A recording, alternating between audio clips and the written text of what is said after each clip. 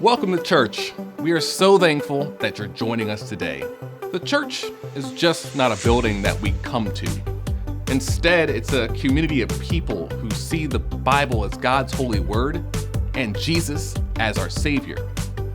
We believe that God is worthy of our time, worthy of our affection, and worthy of our energy, that we can't do life alone, that we can make a difference in this world, that every person is full of divine worth, and that we're in desperate need of grace. But we know that hope also happens here. So let's just not go to church, let's be the church. So prepare your hearts and minds to hear from God today. We're glad you're here.